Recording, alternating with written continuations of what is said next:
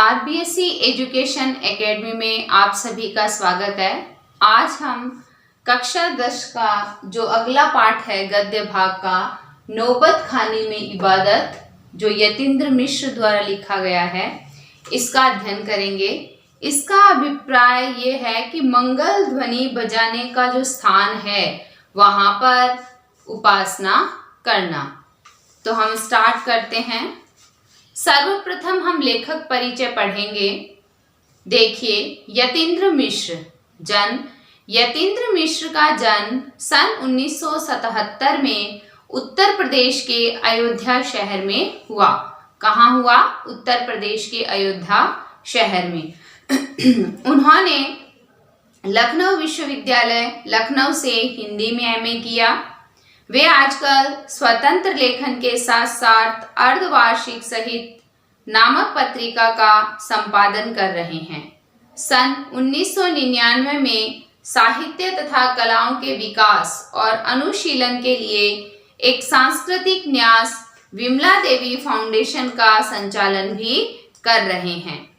प्रमुख रचनाएं: अब तक यतीन्द्र मिश्र के 3 काव्य संग्रह प्रकाशित हो चुके हैं।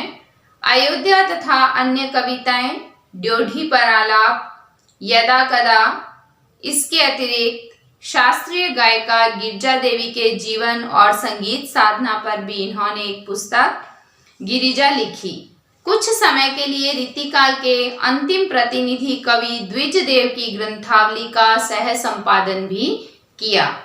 कुंवर नारायण पर केंद्रित 2 पुस्तकों के अलावा इन्होंने स्पीक मैके के लिए विरासत 2001 के कार्यक्रम के लिए रूपंकर कलाओं पर आधारित थाती का संपादन भी किया। प्रमुख पुरस्कार हैं युवा रचनाकार यतीन्द्र मिश्र को ऋतुराज सम्मान, भारत भूषण अग्रवाल कविता सम्मान, हेमंत स्मृति कविता पुरस्कार आदि प्राप्त हो चुके हैं। कविता, संगीत तथा अन्य ललित कलाओं के साथ साथ संस्कृति और समाज के विविध क्षेत्रों में भी उनकी गहरी रुचि रही है। पाठ प्रारंभ करने से पूर्व हम इसके शब्दार्थ देखते हैं। उर्दू के नाम इसमें बहुत ज्यादा हैं शब्द। रियाज, अभ्यास, मार्फत, द्वारा, ड्योढ़ी, दहलीज, नौबत खाना, प्रवेश द्वार के ऊपर मंगल ध्वनि बजाने का स्थान।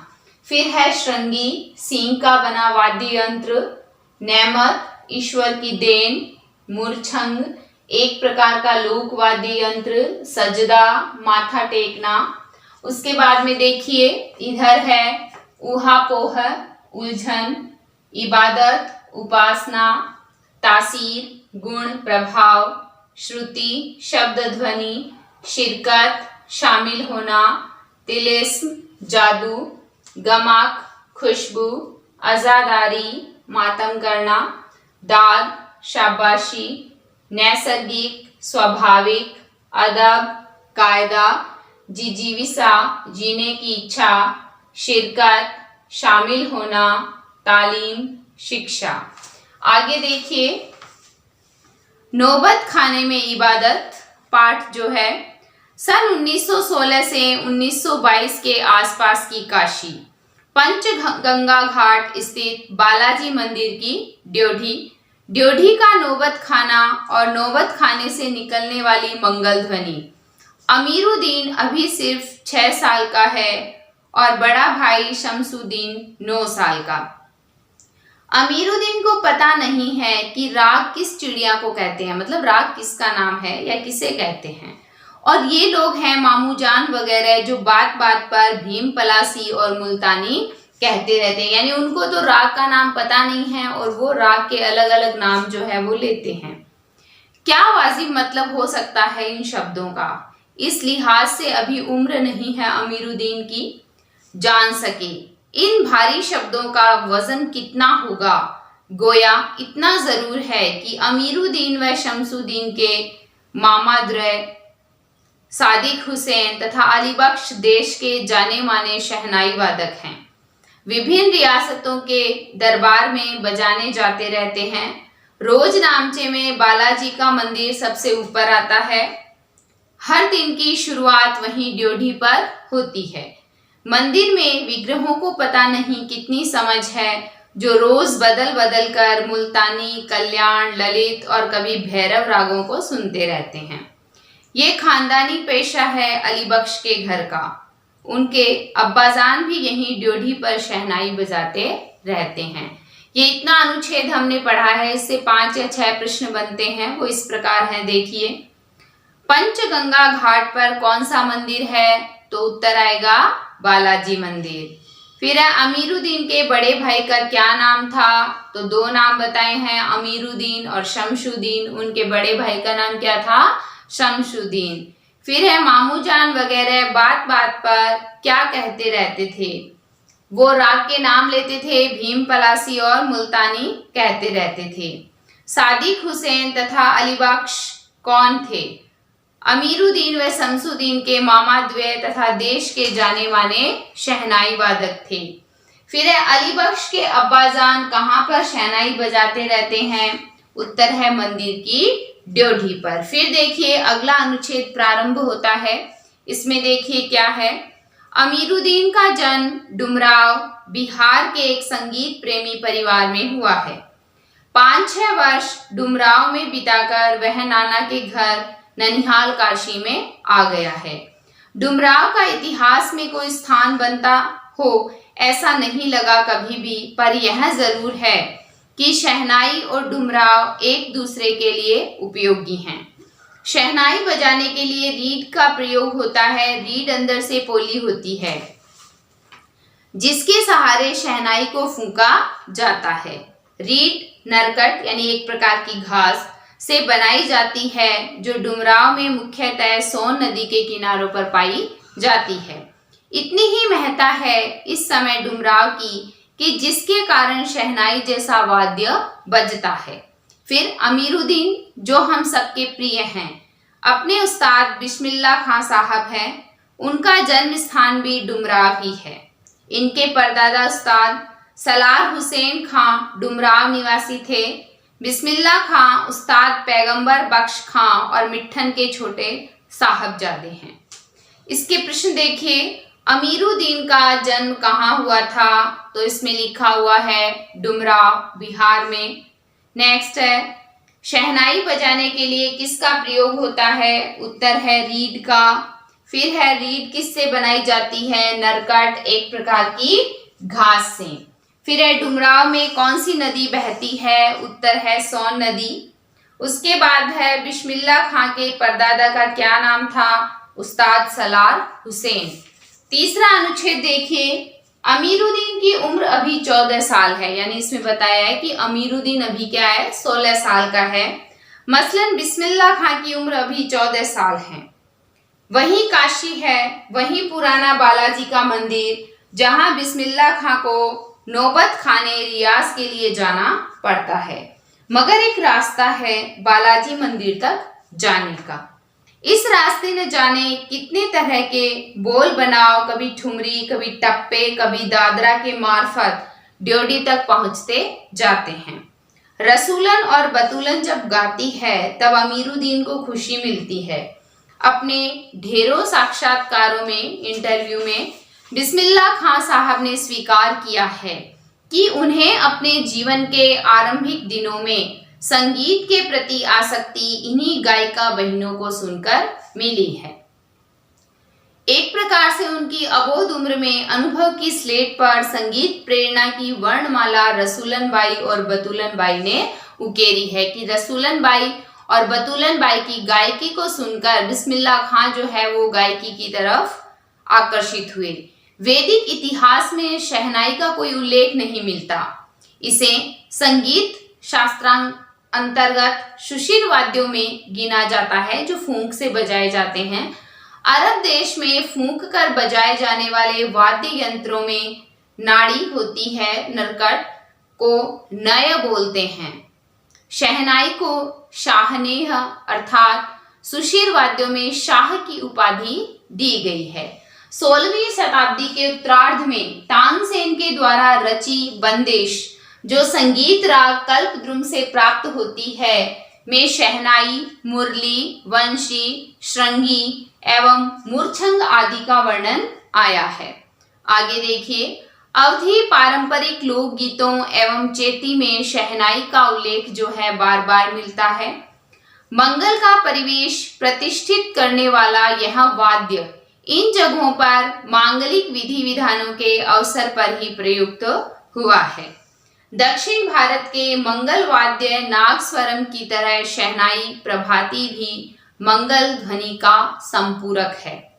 शहनाई के इसी मंगल ध्वनि के नायक बिस्मिल्लाह खां साहब 80 बरस से सुर मांग रहे हैं। सच्चे सुर की नेमत 80 बरस की पांचों वक्त वाली नमाज इसी सुर को पाने की प्रार्थना में खर्च हो जाती है। लाखों सजदे इसी एक सच्चे सुर की इबादत में खुदा के आगे झुकते हैं।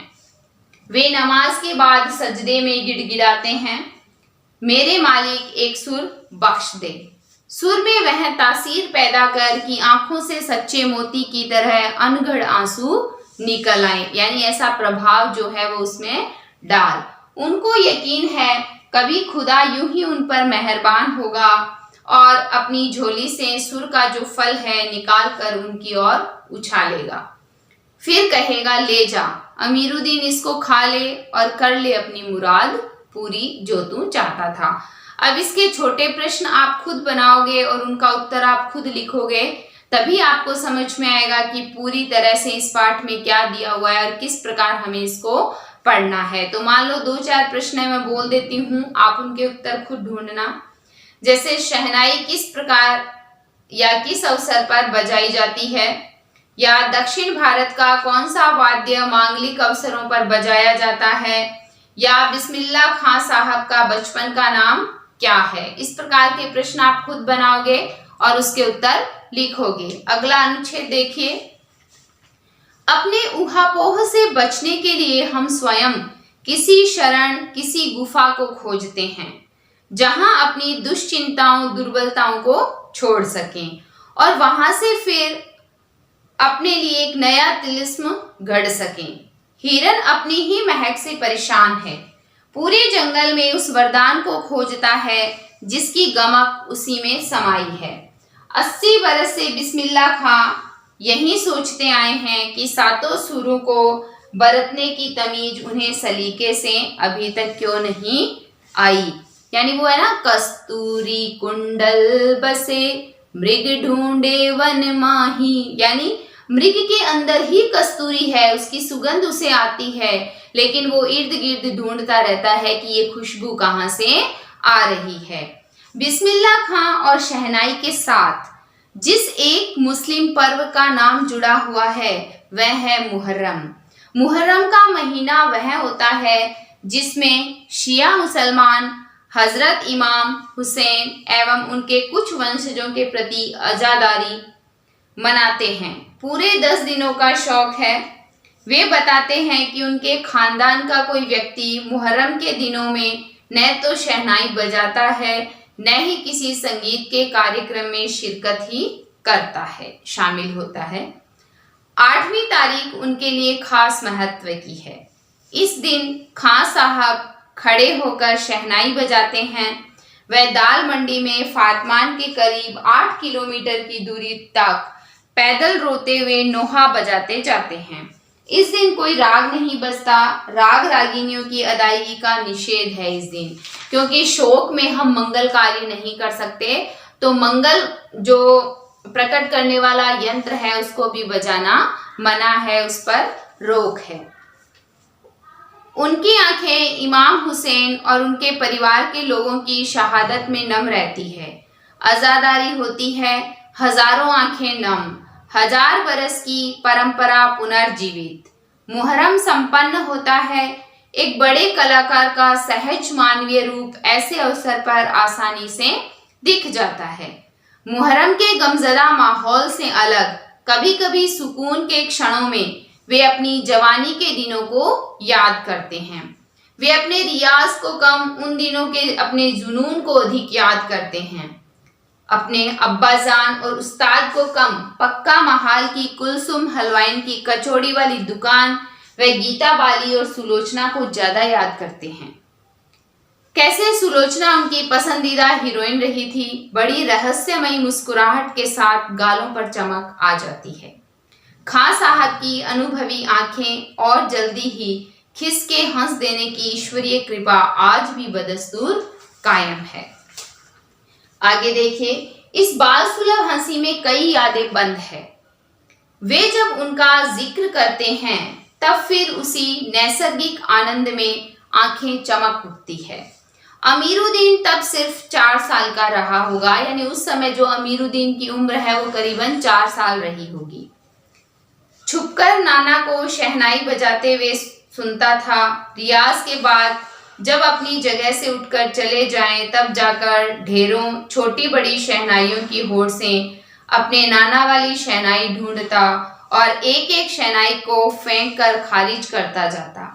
सोचता, लगता है मीठी वाली शहनाई दादा कहीं और रखते हैं। जब मामू अली बख्श खां शहनाई बजाते हुए सम पर आए तब धड़ से एक पत्थर जमीन पर मारता था। सम पर आने की तमीज उन्हें बचपन में ही आ गई थी, मगर बच्चे को यह नहीं मालूम था कि दाद वाह करके दी जाती है, सिर हिलाकर दी जाती है, पत्थर पटक कर नहीं। और बचपन के समय फिल्मों के बुखार के बारे में तो पूछना ही क्या। उस समय 3rd क्लास के लिए 6 पैसे का टिकट मिलता था। अमीरुद्दीन 2 पैसे मामू से, 2 पैसे मौसी से और 2 पैसे नानी से ले लेता था, फिर घंटों लाइन में लगकर टिकट हासिल करता था। इधर सुलोचना की नई फिल्म सिनेमा हॉल में आई और उधर अमीरुद्दीन अपनी कमाई लेकर चला फिल्म देखने, जो बालाजी मंदिर पर रोज शहनाई बजाने से उसे मिलती थी। एक अठन्नी मेहनताना, यानी परिश्रम क्या था, एक अठन्नी। उस पर यह शौक जबरदस्त कि सुलोचना की कोई नई फिल्म न छूटे और कुलसुम की देशी घी वाली दुकान, वहां की संगीतमय कचौड़ी इस तरह, क्योंकि कुलसुम जब कलकलाते घी में कचौड़ी डालती थी उस समय छन्न से उठने वाली आवाज में उन्हें सारे आरोह अवरोह दिख जाते थे। राम जाने कितनों ने ऐसी कचौड़ी खाई होगी, मगर इतना तय है कि अपने खां साहब रियाजी और स्वादी दोनों रहे हैं और इस बात में कोई शक नहीं कि दादा की मीठी शहनाई उनके हाथ लग चुकी है। अगले अनुच्छेद में देखिए, काशी में संगीत आयोजन की एक प्राचीन एवं अद्भुत परंपरा है। काशी के अंतर्गत यह आयोजन पिछले कई वर्षों में संकट मोचन मंदिर में होता है। यह मंदिर शहर के दक्षिण में लंका पर स्थित है। वह हनुमान जयंती के अवसर पर यहाँ 5 दिनों तक शास्त्रीय एवं उपशास्त्रीय गायन वादन की उत्कृष्ट सभा होती है। इसमें बिस्मिल्लाह खां अवश्य रहते हैं। अपने मजहब के प्रति अत्यधिक समर्पित उस्ताद बिस्मिल्लाह खां की श्रद्धा काशी विश्वनाथ जी के प्रति भी अपार है। वे जब भी काशी से बाहर रहते हैं तब विश्वनाथ व बालाजी मंदिर की दिशा की ओर मुंह करके बैठते हैं। थोड़ी देर ही सही, मगर उसी शहनाई का प्याला घुमा दिया जाता है और भीतर की आस्था रीढ़ के माध्यम से बजती है। खां साहब की एक रीढ़ 15 से 20 मिनट के अंदर गीली हो जाती है, तब वे दूसरी रीढ़ का इस्तेमाल कर लिया करते हैं। फिर अक्सर कहते हैं, क्या करें मियाँ, ये काशी छोड़कर कहाँ जाएं, गंगा मैया यहाँ, बाबा विश्वनाथ यहाँ, बालाजी का मंदिर यहाँ हमारे खानदान के कई पुश्तों ने शहनाई बजाई है। हमारे नाना तो वहीं बालाजी मंदिर में बड़े प्रतिष्ठित शहनाई बाज रह चुके हैं। अब हम क्या करें, मरते दम तक यह न शहनाई छूटेगी और न काशी। जिस जमीन ने हमें तालीम दी है, शिक्षा दी है, जहां से हमने अदब पाई है, वो कहाँ और मिलेगी। शहनाई और काशी से बढ़कर कोई जन्नत नहीं इस धरती पर हमारे लिए, लेखक कहते हैं। काशी संस्कृति की पाठशाला है। शास्त्रों में आनंद कानन के प्रतिष्ठित नाम से हैं। काशी में कलाघर हनुमान व नृत्य विश्वनाथ है। काशी में बिस्मिल्लाह खां है। काशी में हजारों साल का इतिहास है, जिसमें पंडित कंठे महाराज हैं, विद्याधारी हैं, बड़े रामदास जी हैं, मौजूदीन खां है वह इन रसिकों से उपकृत होने वाला अपार जन संग्रह है। यह एक अलग काशी है जिसकी अलग तहजीब है, अपनी बोली, अपने विशिष्ट लोग हैं, इनके अपने उत्सव है, अपना गम, अपना सहरा बनना और अपना नोहा। आप यहाँ संगीत को भक्ति से, भक्ति को किसी भी धर्म के कलाकार से, कजरी को चेती से, विश्वनाथ को विशालाक्षी से, बिस्मिल्लाह खां को गंगा द्वार से अलग करके नहीं देख सकते। आगे देखो, आगे दिया है अक्सर समारोहों पर, उत्सवों में दुनिया कहती है ये बिस्मिल्लाह खां है। बिस्मिल्लाह खां का मतलब बिस्मिल्लाह खां की शहनाई। शहनाई का तात्पर्य है बिस्मिल्लाह खां का हाथ। हाथ से आशय इतना भर है कि बिस्मिल्लाह खां की फूंक और शहनाई की जादुई आवाज का असर हमारे सिर चढ़कर बोलने लगता है। शहनाई में सरगम भरा है। खां साहब को ताल मालूम है, राग मालूम है, ऐसा नहीं कि बेताले जाएंगे। शहनाई में 7 सुर लेकर निकल पड़े। शहनाई में परवरदिगार गंगा मैया उस्ताद की नसीहत लेकर उतर पड़े। दुनिया कहती सुभान अल्लाह, तिस पर बिस्मिल्लाह खां कहते अल्हम्दुलिल्लाह। छोटी छोटी उपज से मिलकर एक बड़ा आकार बनता है। शहनाई का करतब शुरू होने लगता है। बिस्मिल्लाह खां का संसार सुरीला होना शुरू हुआ है। फूक में अजान की तासीर उतरती चली आई। देखते देखते शहनाई 1.5 शतक के साज से 2 शतक का साज बन साजों की कतार में सरताज हो गई। अमीरुद्दीन की शहनाई गूंज उठी। उस फकीर की दुआ लगी जिसने अमीरुद्दीन से कहा था बजा बजा। आगे देखिए, किसी दिन एक शिष्य ने डरते डरते खां साहब को टोका, बाबा आप ये क्या करते हैं? इतनी प्रतिष्ठा है आपकी, अब तो आपको भारत रत्न भी मिल चुका है, यह फटी तहमद न पहना करें। अच्छा नहीं लगता, जब भी कोई आता है आप इसी फटी तहमद में सबसे मिलते हैं। खां साहब मुस्कुराए, लाड से भरकर बोले, धत पगली, ये भारत रत्न हमको शहनैया पे मिला है, लुंगिया पे नहीं। तुम लोगों की तरह बनाव श्रृंगार देखते रहते तो उम्र ही बीत जाती, हो चुकती शहनाई, तब क्या खाक लिहाज हो पाता। ठीक है बिटिया, आगे से नहीं पहनेंगे, मगर इतना बताई देते हैं कि मालिक से यही दुआ है, फटा सुर न बख्शे। लुंगिया का क्या है, आज फटी है तो कल सी जाएगी। सन 2000 की बात है। पक्का महाल से मलाई बर्फ बेचने वाले जा चुके हैं। खां साहब को इसकी कमी खलती है। अब देशी घी में वह बात कहाँ और कहाँ वह कचौड़ी जलेबी। खां साहब को बड़ी शिद्दत से कमी खलती है। अब संगीतियों के लिए गायकों के मन में कोई आदर नहीं रहा। खां साहब अफसोस जताते हैं, अब घंटों रियाज को कौन पूछता है, हैरान है बिस्मिल्लाह खां। कहाँ है वह कजली, चेती और अदब का जमाना, यानी वो अपने जमाने को याद करते हैं। फिर अगले अनुच्छेद में देखिए, जो इस पाठ का अंतिम अनुच्छेद है, सचमुच हैरान करती है काशी, पक्का महाल से जैसे मलाई बर्फ गया। संगीत, साहित्य और अदब की बहुत सारी परंपराएं लुप्त हो गई। एक सच्चे सुर साधक और सामाजिक की भांति बिस्मिल्लाह खां साहब को इन सब की कमी खलती है। काशी में जिस तरह बाबा विश्वनाथ और बिस्मिल्लाह खां एक दूसरे के पूरक रहे हैं, उसी तरह मुहर्रम, ताजिया और होली अबीर, गुलाम की गंगा जमुनी संस्कृति भी एक दूसरे के पूरक हैं। अभी जल्दी ही बहुत कुछ इतिहास बन चुका है, अभी आगे बहुत कुछ इतिहास बन जाएगा। फिर भी कुछ बचा है जो सिर्फ काशी में है। काशी आज भी संगीत के स्वर पर जगती है और उसी की थापों पर सोती है। काशी में मरण भी मंगल माना गया है। काशी आनंद कानन है, आनंद रूपी वन है। सबसे बड़ी बात है कि काशी के पास उस्ताद बिस्मिल्लाह खां जैसा लय और सुर की तमीज सिखाने वाला नायाब हीरा रहा है, जो हमेशा से दो कौमों को एक होने व आपस में भाईचारे के साथ रहने की प्रेरणा देता रहा है। फिर देखिए, भारत रत्न से लेकर इस देश के ढेरों विश्वविद्यालयों की मानद उपाधियों से अलंकृत व संगीत नाटक अकादमी पुरस्कार एवं पद्म विभूषण जैसे सम्मानों से नहीं बल्कि अपनी अजेय संगीत यात्रा के लिए बिस्मिल्लाह खां साहब भविष्य में हमेशा संगीत के नायक बने रहेंगे।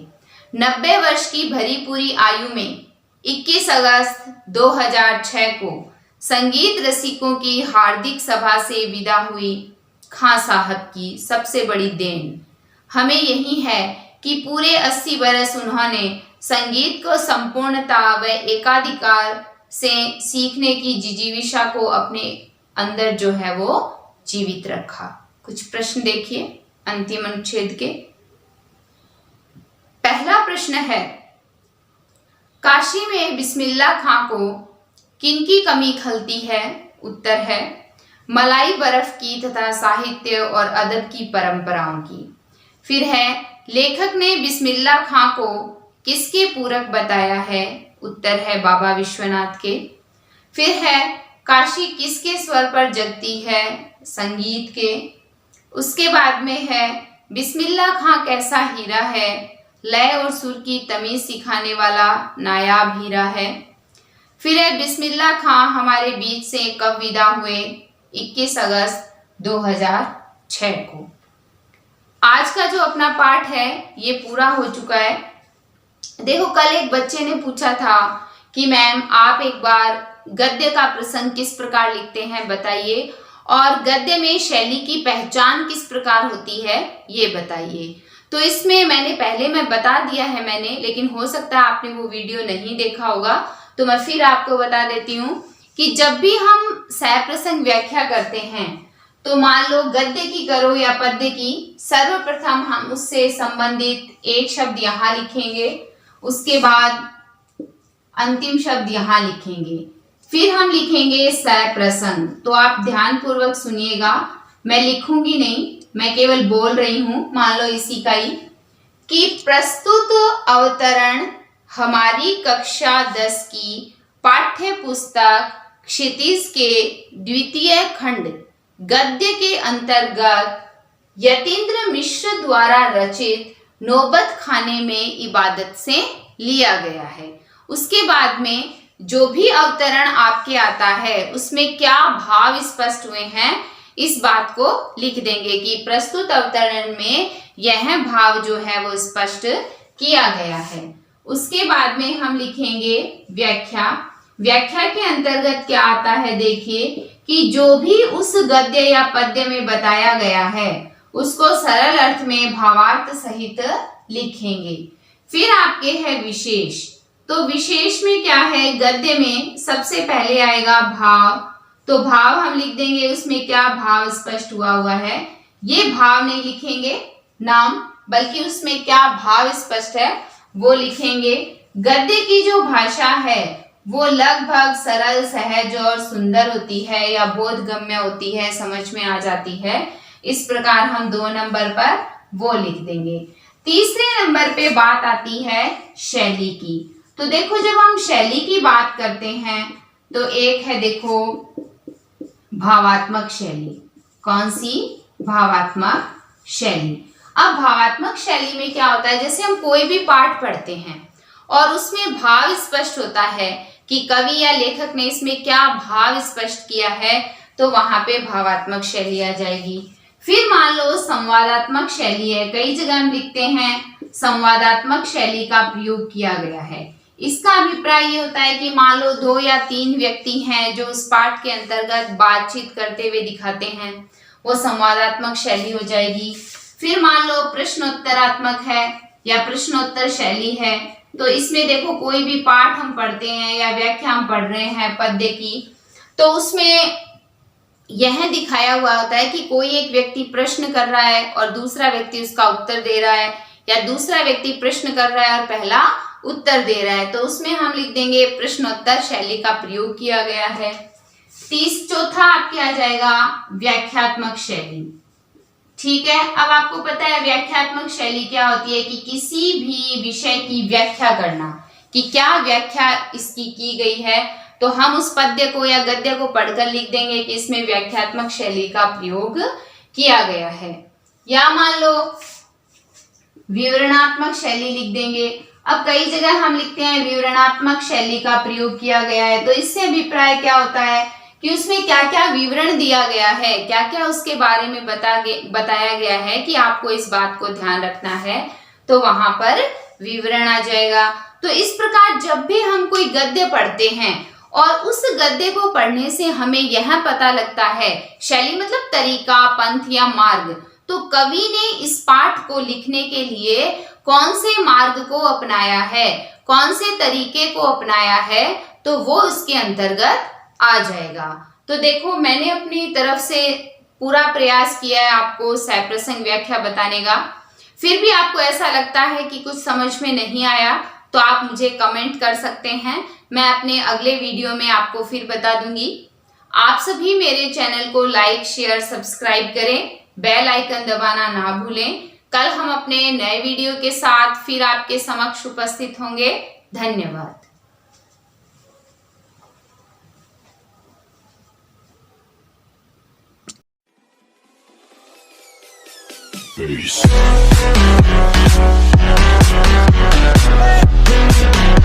Number 1